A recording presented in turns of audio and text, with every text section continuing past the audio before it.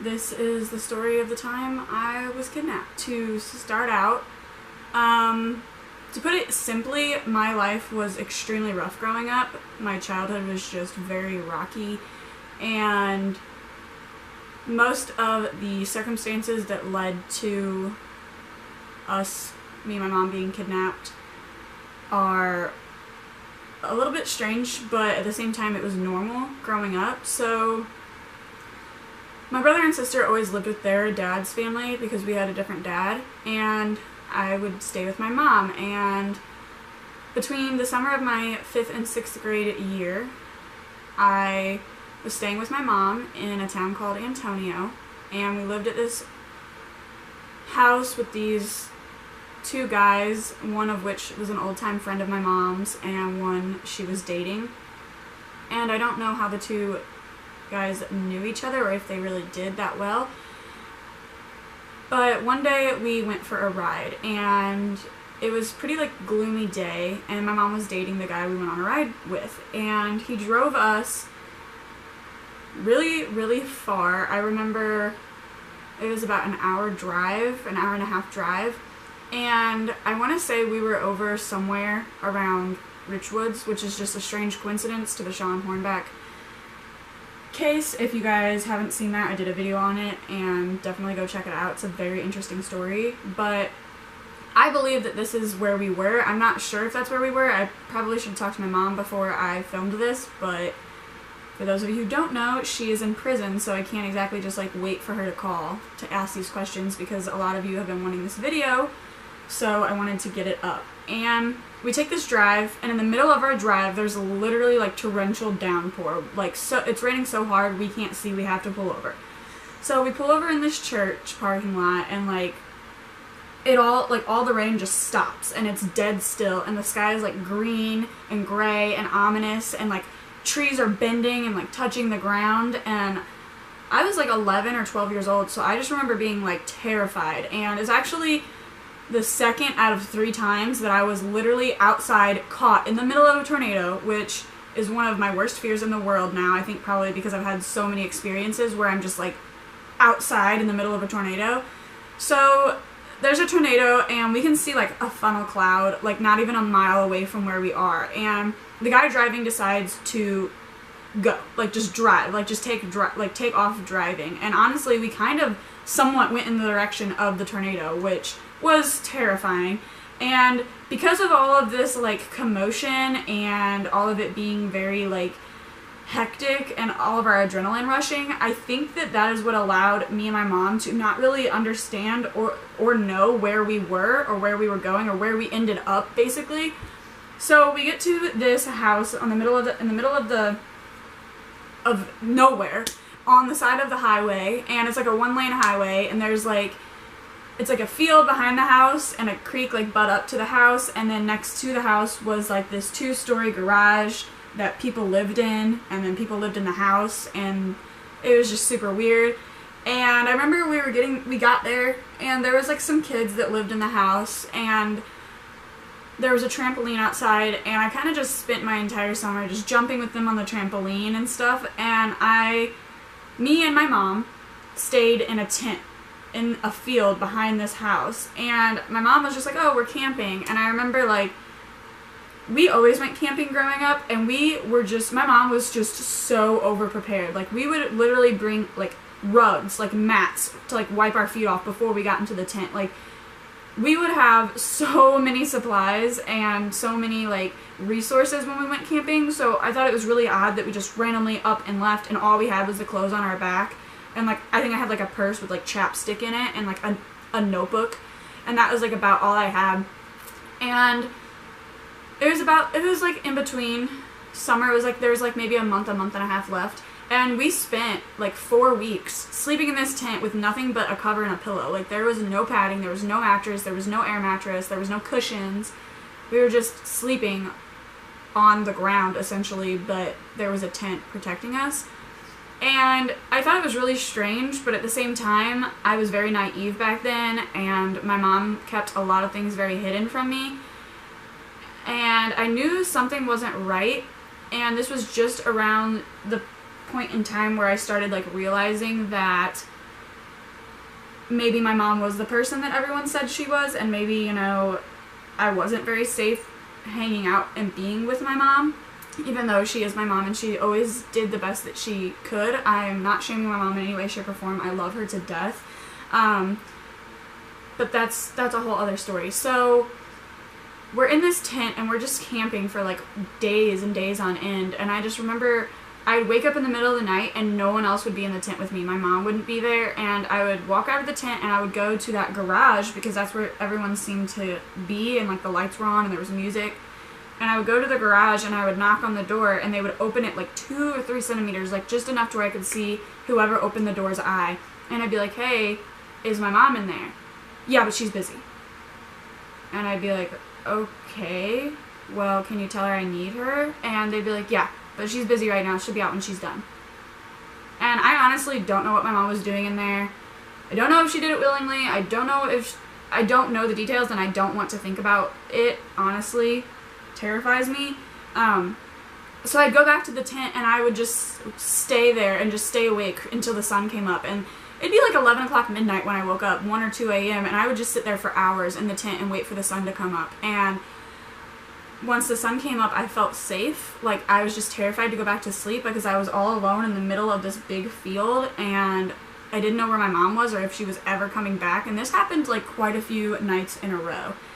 And one day, my mom and her boyfriend, the one she was dating, took me literally right across the street. So it was a highway that we were on, but it was a 1-lane highway, and it was very close. Like, the house was very close to the road, and on the other side of the road was like this hill and this like gravel road.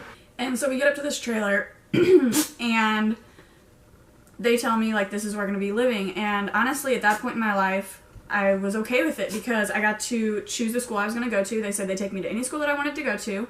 And I had been to multiple schools at that point in my life, like 4, and I wanted to go to the school that I had been to when I was little. So this was like great for me, but I'm not over exaggerating at all whenever I say we went into this trailer and like there was no carpet and no padding. It was just like plywood all over the floors, and there was like maybe 2 windows in the entire place, and the rest were just like rectangles, like wall, like holes in the wall in the shape of a rectangle where a window should be.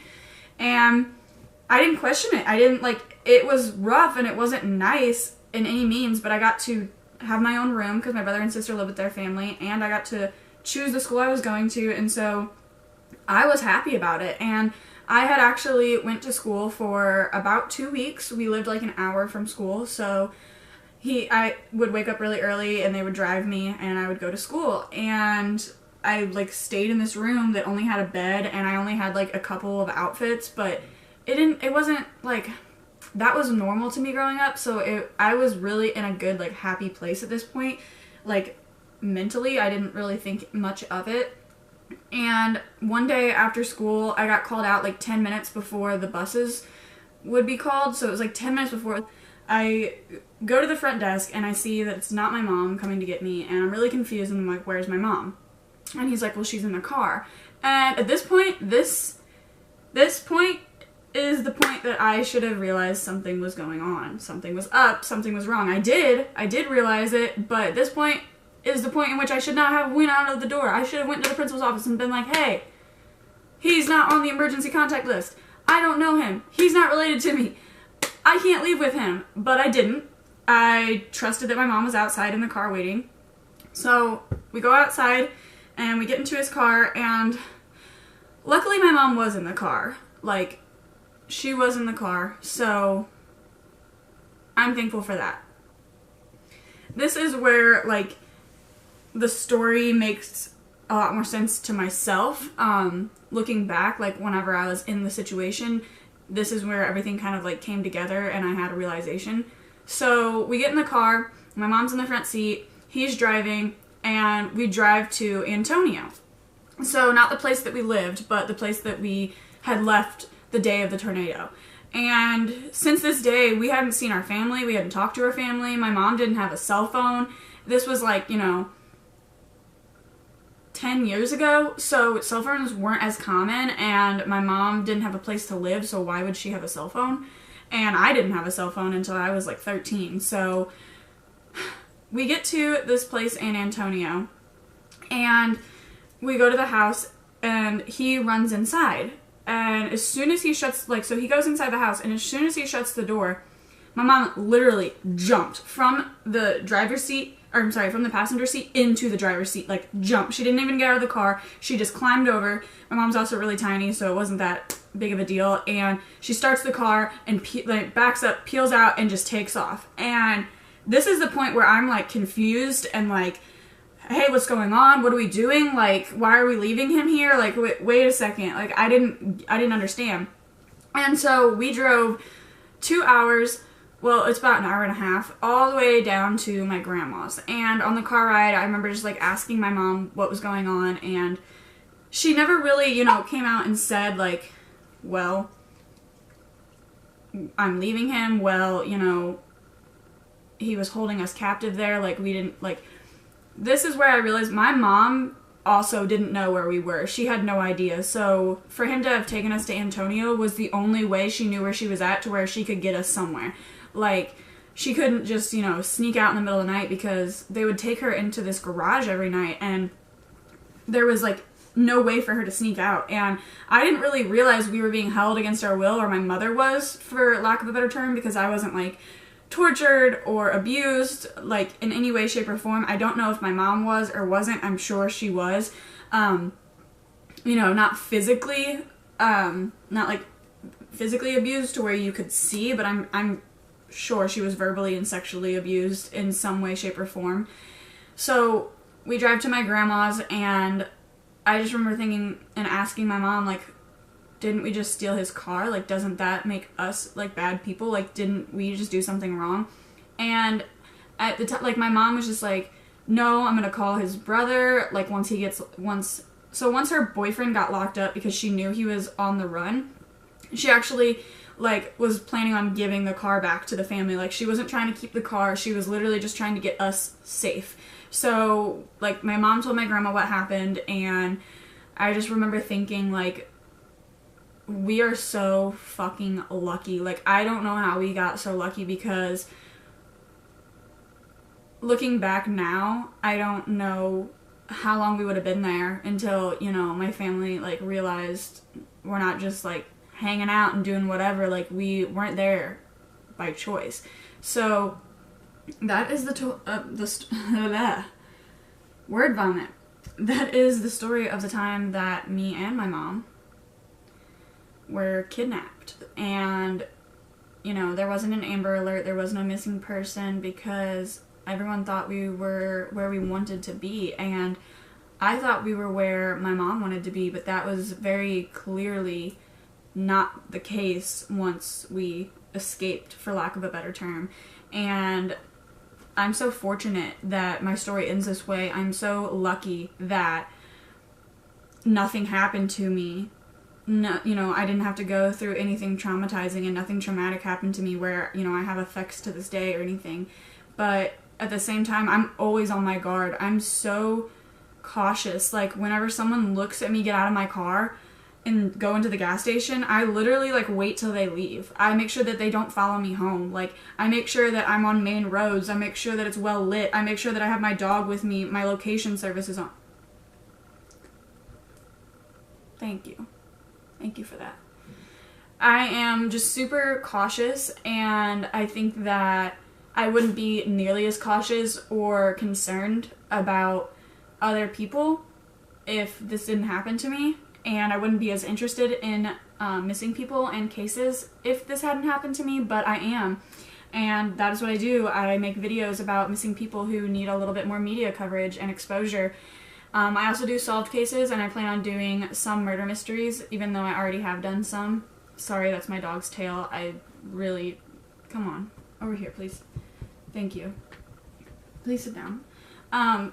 So, yeah, I'm gonna go ahead and end this video, guys. Thank you for watching. Thank you for being interested in my kidnapping story and supporting me. He just wants mom's attention right now, so we're gonna go get some lunch.